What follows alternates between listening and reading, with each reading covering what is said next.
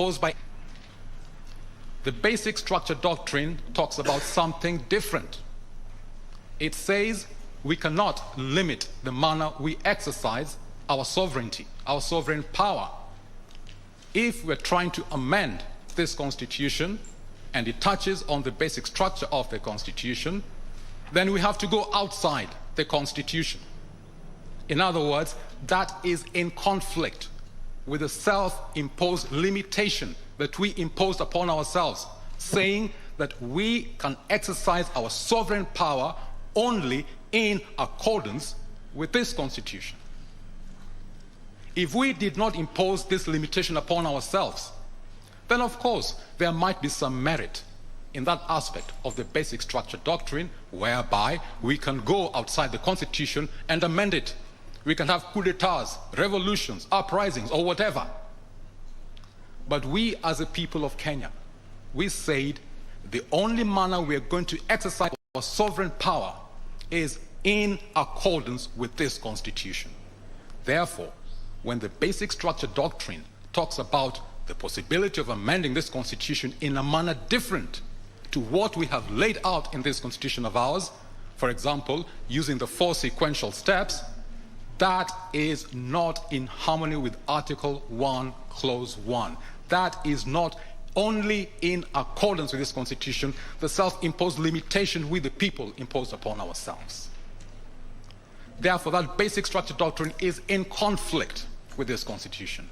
That basic structure doctrine challenges the legality and validity of Article 1, Clause 1. That basic structure doctrine is challenging our own sovereignty. Who is boss in Kenya? Is it maybe President Martha Koome, President of the Supreme Court, or President Uhuru Kenyatta, President of the Republic of Kenya, or David D, chief champion of the basic structure doctrine in Kenya? Or is it us, the people? Who is boss in Kenya? This is a fundamental question that we have to address. This doctrine challenges the legality and validity of provisions of this constitution, including the very first article and first clause. It challenges the amendment provisions of Chapter 16, Articles 255, 256, and 257. If we were to apply Article 2, Clause 4, we would invalidate the basic structure doctrine on account of its inconsistency. It's a null, void, and invalid doctrine as applied to Kenya on account of its inconsistency with our constitution, which we gave ourselves. We have a clause, Article 2, Clause 3, that deals directly with the jurisdiction of the courts and other state organs with respect to entertaining any challenge to the legality or validity of this constitution, either by any court or state organ or before any court or state organ. Now, I know this matter wasn't initiated by the courts. It was initiated by petition E-282 of 2020 in the High Court. It was a matter that was placed before this court. But it is a challenge to the legality and validity of this constitution, and therefore, under Article 2, Clause 3, this court, the Supreme Court, the Court of Appeal, the High Court, any court in Kenya, and any state organ in Kenya has no power, no jurisdiction to entertain it within its particular forum. In other words, since you have no power, no jurisdiction to entertain a challenge to the legality and validity of this constitution, the orders of the High Court, as affirmed by the orders of the Supreme Court, must be vacated. They're null and void. They don't apply. You have no power to approve or say it's valid in Kenya. None. No power. And since you have no power to do that, the logical thing to do is simply to vacate those orders. We go back to default mode before this matter was placed before this forum of the courts. So that is a fundamental and critical matter, and that is the reason why I have not bothered addressing a lot of the very erudite articles, very erudite submissions by highly learned and reputable scholars who are friends of the court, whether in the High Court, Court of Appeal, and even in the Supreme Court. We simply don't have the power to entertain this doctrine in this court, in this country. Maybe in a different country, fine. Maybe if we did not have the self-imposed limitation in Article 1, Clause 1, fine.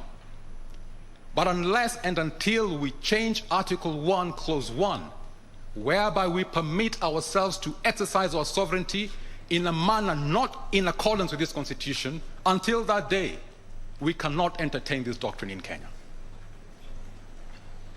Now, some might say, now, when if you're speaking this way, you probably brought reggae back into business. Reggae was a tough time. Now you're bringing it back. Somebody will say, now you're actually pleasing President Uhuru Kenyatta because he has been saying in all of any function he has, this thing is coming back, this thing is coming back. I am not necessarily saying so. What I am saying is that the basic structure doctrine is a legal device that has been used by the courts in an effort to promote democracy.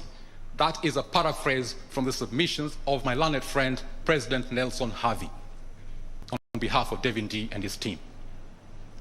If you look at the words in the judgment of Patrick Kiage, Justice in the Court of Appeal, he said he was using the basic structure doctrine as a defense mechanism for the Constitution. He cannot stomach anybody trying to rubbish and dismember this Constitution, and therefore he's using the basic structure doctrine as a defense shield or a mechanism to defend this Constitution. But then Article 1, Clause 1 says very clearly, our sovereignty is to be exercised only in accordance with this Constitution. We delegated our judicial authority to you, the judges, which means your authority as judges is limited to our sovereign authority. And since we have limited the manner we exercise our sovereignty to only in accordance with this Constitution, you cannot go beyond that. You cannot use extra constitutional measures, even in an effort to defend this Constitution of ours. You are confined only to using legally and constitutionally permitted defense mechanisms and not go beyond what is permitted. If I'm to use a football analogy, you have attackers and you have defenders. If you're trying to defend your team from having a goal scored against it, you can defend by a fair tackle, tackling the ball. Or you can defend by an unfair, illegal tackle, tackling the player. If you tackle a player, you'll be penalized for committing a foul. That is against the rules of football. That is basically what I'm saying over here. The basic structure doctrine in Kenya is not allowed by our Constitution. Yes, it can be used as a defense mechanism elsewhere in the world, but it is not permitted by our rules. Therefore, it is not open to us to use it in the defense of the Constitution. We have to use other different mechanisms that are allowed in our Constitution in defending our Constitution. I think by that particular point, I'll leave the matter there. I'm not going to delve into any other detail because we don't have the authority to deal with it. It's simply for vacation. Now, what about defending the Constitution otherwise? We have other mechanisms. For example, Article 2, Clause 2.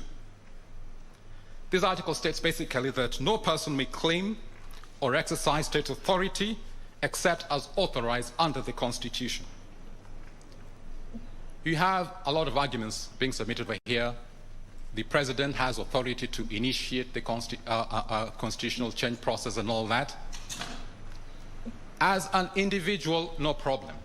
He has his political rights. After all, he stood in the last general elections as a president defending his presidency or seeking another term in his presidency.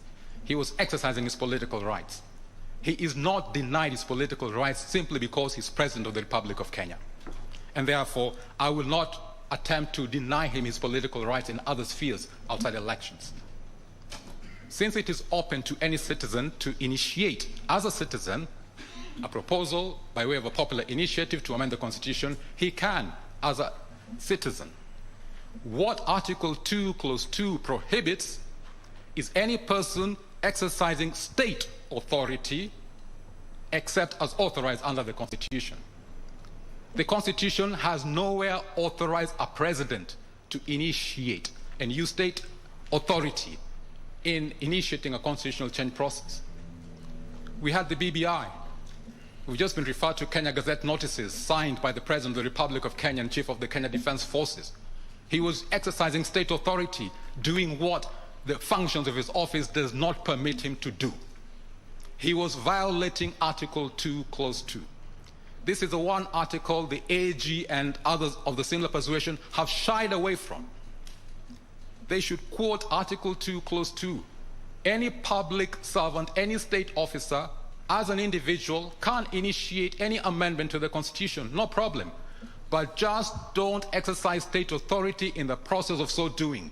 Don't use public funds in so doing. Don't use public facilities in so doing. When the president seeks re-election as president, if he's doing it properly, he doesn't use state funds. He uses his own money or his political party's money and things like that. He doesn't go to the National Treasury, come on, give me this budget to mount my re-election. No. He fights for that as an individual. Likewise in this particular case. So Article 2, Clause 2 prohibits the usage of state machinery in purporting to change the Constitution. So any state officer, any public officer wants to change it, go ahead as an individual, just like the rest of us, but just don't use state resources or state machinery in so doing.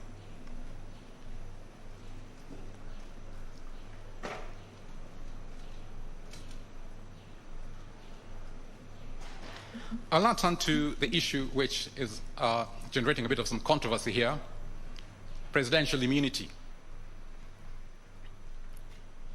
I'm the one, through my petition in the High Court, E426 of 2020, who brought or dragged the president to court. And I asked for the orders that I asked for, based on Article 143, Clause 2. The pronouncement that came from the High Court, as affirmed by the Court of Appeal, was not exactly what I asked for.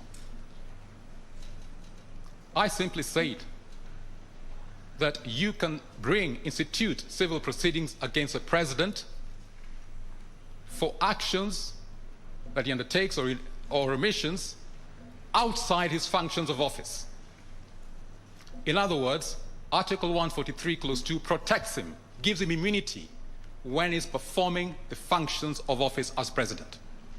So I asked for clarification. You can bring a suit against the president if it touches on a matter outside the functions of presidential office. And I basically said, when he was busy setting out Kenya Gazette notices, establishing the BBI steering committee, he was acting outside the functions of office, because there is nowhere where the Constitution authorizes him to engage himself in constitutional change matters outside Article 256. Yet here he was establishing a public body to consider the change of the Constitution. Because he had acted outside the functions of his office, Article 143, Clause 2 did not prohibit us from instituting an action against him. And that is basically what I had asked for. But what the High Court came up with was that you can sue him for any conduct, his actions or omissions, that are contrary to the Constitution. The pronouncement of the court was wider than what I had asked for. I had confined myself to conduct outside his functions of office. But if you apply what the High Court said, you can sue him for anything that he does that is unconstitutional. Unconstitutional includes both functions within his office and functions outside his office. And that is a bit that I disagree with. And I'm saying that particular order was wider than my prayer. I'm urging this court to revert to my prayer and not go beyond my prayer to what the court, High Court, and as affirmed by the Court of Appeal, went. I'll give an example.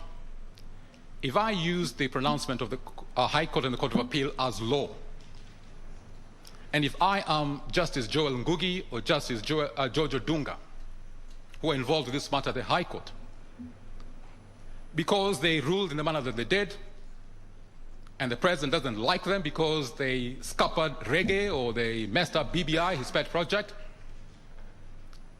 when other judges were being promoted to the Court of Appeal, they were left out. I mean, for us Kenyan citizens speculating, we say the only reason why they were left out was not because of their inability to act as judges, but it was simply because they came up to a determination that messed up the president's plans. Now, if I rely on that particular order from the High Court and the Court of Appeal, Justices Ngugi and Odunga can actually go ahead and sue the president right now, maybe in the Employment and Labor Relations Court, for the deficit in their remuneration compared to what they're earning now as High Court judges, compared to what they should be earning as Court of Appeal judges. And of course, they would have a case because that particular order allows them to do that. The president acted unconstitutionally, violating Article 166, because once he has received a recommendation from the Judicial Service Commission, he's supposed to ceremonially appoint all those judges to office. He didn't do that. But I'm saying, no, Justices Ngugi and Odunga cannot sue the president, even in such circumstances, because appointment of judges is a function of presidential office. And Article 143, Clause 2, gives him immunity from being sued when he's performing a function of presidential office. Yes, he conducted himself unconstitutionally. Nevertheless, he has that defense in Article 143, Clause 2, and therefore the two justices have to wait until he's no longer in office. And that is where Article 143, Clause 3 comes in, limitation of time. I know it's been raised by the AG, it's been raised by the president's team, trying to misconstrue Article 143, Clause 2. No, it was there precisely to protect the rights of such persons, such as Ngugi and Odunga. If they decide once Uhuru is no longer in office that they want to sue him, they can, but they have to wait. They can't do it now. And that is why Article 143, Clause 3 is there. That same Article 143, Clause 3 can also apply to minor traffic offenses. For example, if you look at Section 50 of the Traffic Act, if somebody has committed a traffic offense, the person intending to prosecute you has to inform you within a particular defined period, 14 days or so, or send you a notice to your last postal address and things like that. Now, we know every once in a while we see President Uhuru driving vehicles and everything else. He could commit a minor traffic offense just like anybody else. But because that particular criminal offense or traffic offense, as the case may be, does not fall under Article 143, Clause 4, one covered by an international treaty, you can't sue him. But since the Traffic Act puts very clear defined time periods, 14 days to do A, 14 days to do B, Article 143 protects the rights of the DPP to bring any prosecution against the president if he was involved in such a minor traffic offense as the case may be. So Article 143, Clause 3 is not superfluous as suggested by the AG. The president does not have absolute immunity. He has limited immunity with respect to civil proceedings. Also, we need to get some clarification here. Article 143, Clause 2 gives him immunity against civil proceedings being instituted against him.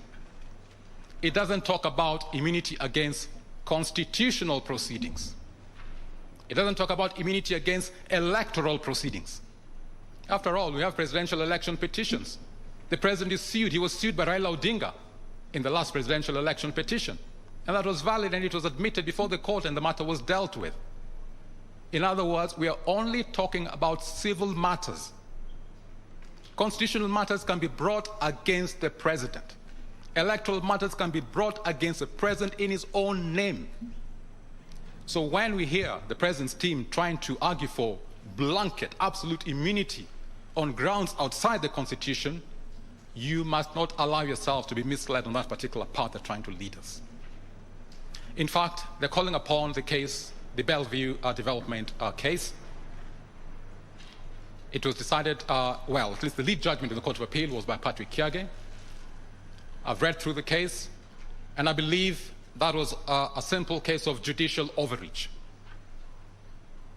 Judges could be accused of basically protecting themselves and using their position, their office, to protect themselves as opposed to stick to the letter and spirit of the Constitution. If we, the people, in the exercise of our sovereignty, says you can't sue a judge except if they act unlawfully or not in good faith, we knew exactly what we're talking about. We cannot have a judge come and say, no, judges are superhuman. They're super righteous. I mean, you can't have a judge doing anything unlawfully or out of good faith. So therefore, I'm going to ignore those particular phrases, those qualifications. unlawful, without good faith. That's out of order. That judgment was wrong. And when it came to the Supreme Court should have shut it out, but it did not. And I think even the Supreme Court was wrong. But then, as I said at the very beginning, you are not bound by the decisions of anybody, not even your own decisions. Therefore, don't allow yourself to be bound by that wrong decision which you affirmed, which came from the High Court. The letter of the Constitution in terms of judicial immunity is exactly as we put it. If you act unlawfully, if you act without good faith, you can be sued. I know the lower courts wouldn't do anything different to what you've said because you're bound by your orders. But now we're calling upon you to do the right thing. Be faithful to the Constitution. The sovereignty we delegated to you was only in accordance with this Constitution, not beyond this Constitution, not by the exercise of judicial overreach or any other judicial games people play. No. Just like we're supposed to be faithful, you too are supposed to be faithful to that particular Constitution. And therefore, the Bellevue decision case is wrong. Depart from it and do the right thing. Because right now the president is saying, well, judges, you gave yourselves absolute judicial immunity. The Constitution did not, but you gave yourself absolute judicial immunity. Come on, do me a favor too. Give me, the president, also the same judicial absolute immunity that you gave yourselves. That is basically what the president's team is asking over here. We cannot have that. No. Who is boss in this country, I asked earlier on. Is it Martha Koome? Is it Uhuru Kenyatta? Is it Devin D? Or is it us, the people? Who is boss?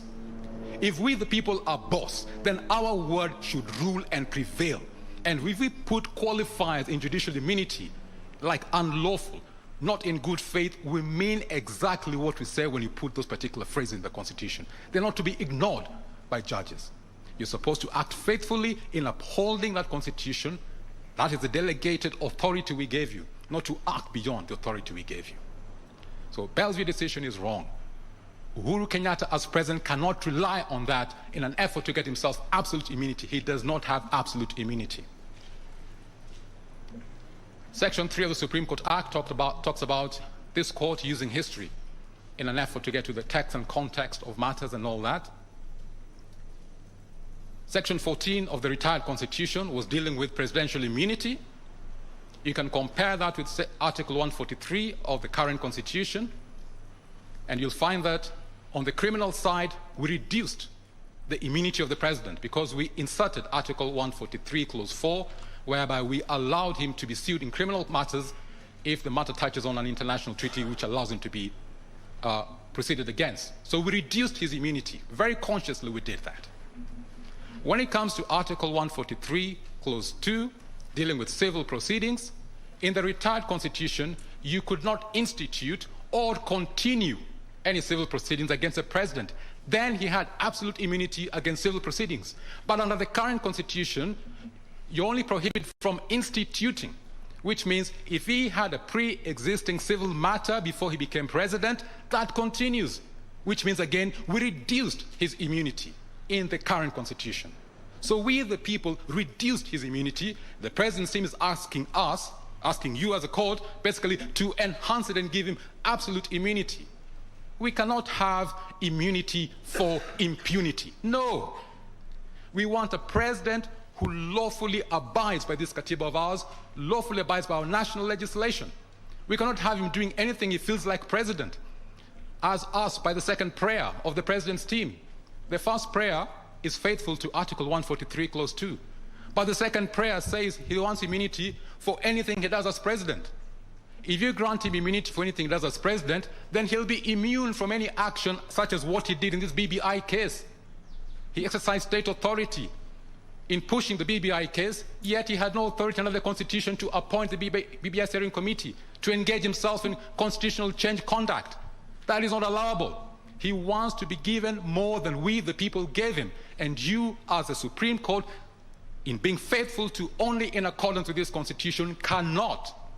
In fact, you have no power to enhance his immunity. I know they've given us very wonderful reasons, dignity, confidentiality of state matters, etc., etc., etc. Yes. But let us look at the record. How many cases in the last 11 or so years since the Katiba has been in place, 12 years almost, have been brought against the president? on civil matters. On civil matters. Forget about electoral matters. Forget about constitutional matters. Civil matters. Frankly speaking, I'll be very hard-pressed to find any. Kenyans are not litigious against the office of the president. No. We respect that particular office. Even if you take my case in 2013, that was before Justice Lenaola, it was on a constitutional matter. It was not on a civil matter. I was not seeking any money from them. No. So let us be faithful to this constitution of ours. The president's team, they want to be granted immunity for impunity. We say no. We are a lawful, law-abiding nation. The rule of law is one of the principles of national governance that we have in Article 10. We have to uphold that. Everybody has to abide by the law in this country. Whether you're president, whether you're a judge, whether you're a private citizen, all of us have to abide by the law in this country. Under Article 27, which the president's team relied on, all of us are equal before the law. Even if you're president, we do not have two tiers of citizenship, two tiers of persons. We are all equal before the law, and all of us must abide by this law.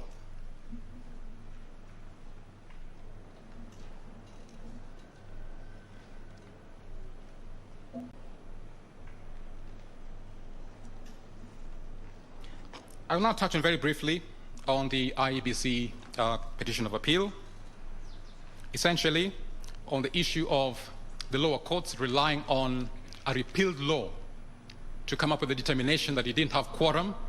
I agree with the submissions of the IEBC on that particular point. Lawmaking is a preserve of parliament. They make legislation. These were matters of legislation. When parliament repealed the provision of requiring a quorum to be 5 people, and then subsequently the court ruled as unconstitutional the replaced law, the previous law had already been repealed. It was no longer in existence. Unless Parliament revives it, it remains repealed. And on that basis, we cannot use a repealed law as a basis of declaring IEBC to have been without quorum. IEBC actually acted with quorum as per the Constitution. It had 3 commissioners. And on that particular score, I will not fault the IEBC. If I want to fault anybody, I will fault the people who are responsible for setting up the committee responsible for putting in place the commissioners to be replaced, which is a parliamentary function. And maybe the president who's supposed to write and inform the parliament. In other words, if any blame should go anywhere, it should go to the appointing authorities, not to the victim commission. IBC was here just a victim of circumstance, not of its own making. And the ones who were supposed to remedy the situation did not remedy the situation. They were not brought before this court on that particular issue, so I think we can just leave the matter to rest there.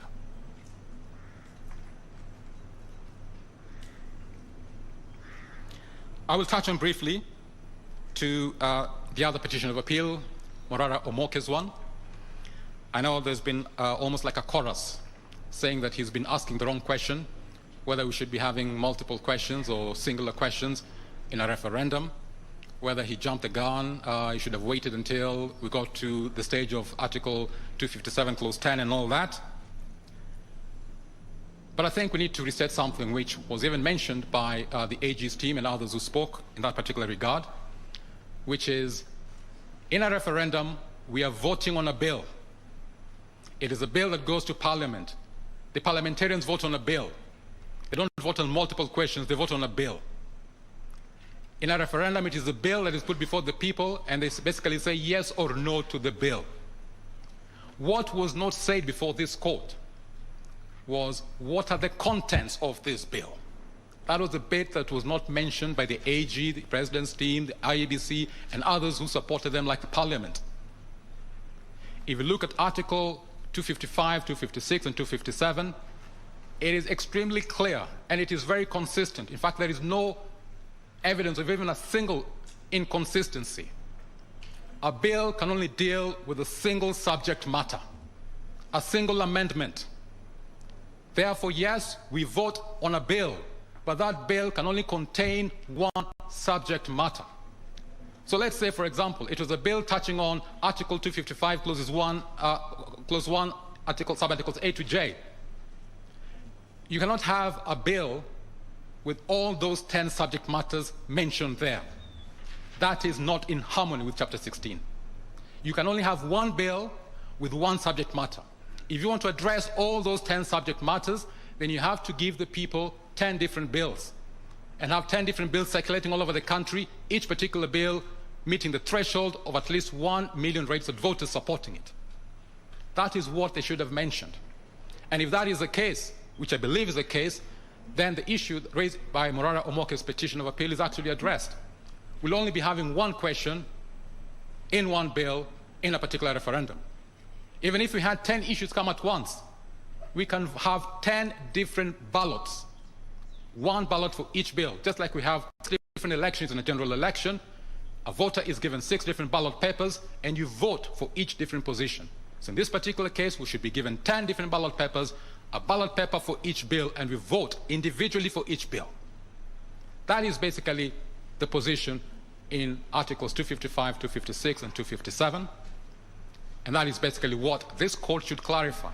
Such that when parliamentarians within Parliament are debating on constitutional change matters, they restrict themselves to one issue in a constitutional amendment bill.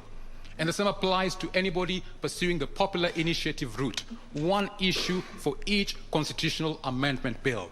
That is the clear record in the amendment chapter of the Constitution. And that also addresses one of the defense mechanisms we have inbuilt in this Constitution against the hyper-amendment culture that we had from 1963 until we had this Constitution in 2010. I know some of us have tried to bring the basic structure doctrine as a defense mechanism, and that is not permitted by our Constitution. But what we put in place here to forestall the culture of hyper-amendability of this Constitution is that if you want to amend it, you can only bring one issue at a time.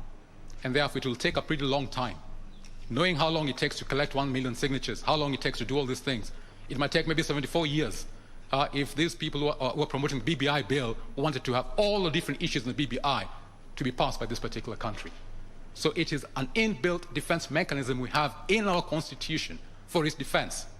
I am urging this particular court to uphold the inbuilt defense mechanisms and not to import illegal, unlawful, unallowable defense mechanisms as a basic structure doctrine in the defense of this Katiba of ours.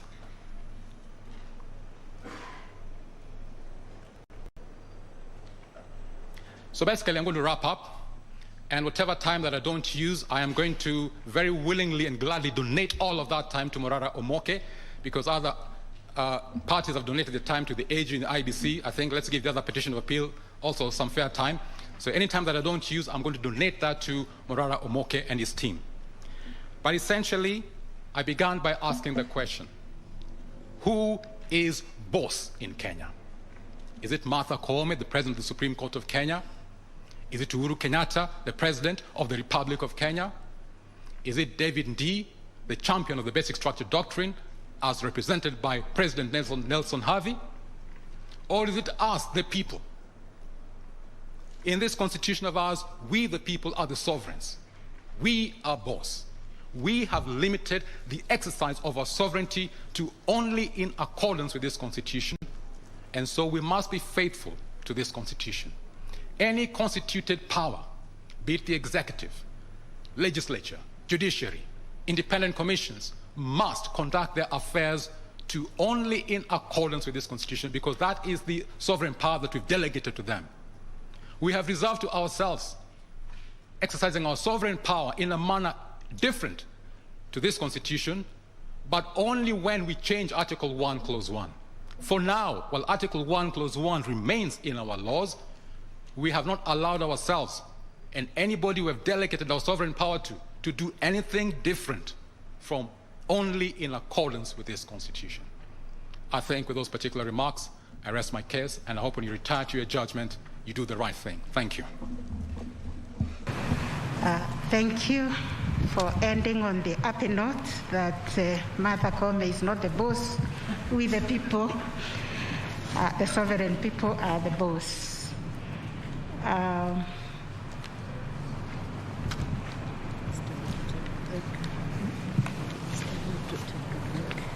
Take a little break and we can ask questions. Questions.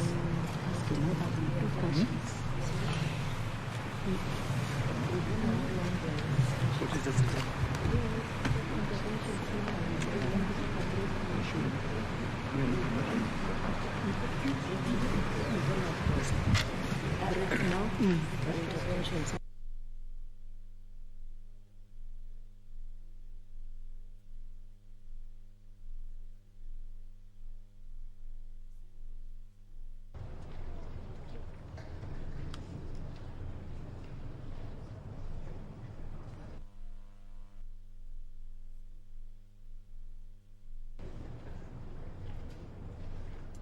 And what this to myself.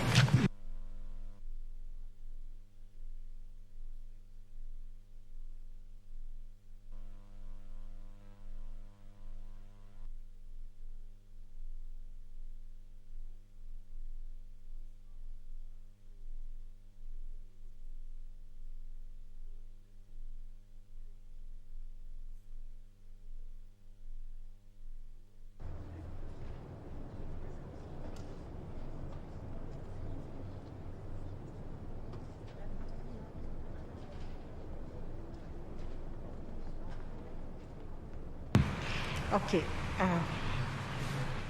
It's almost 10:20.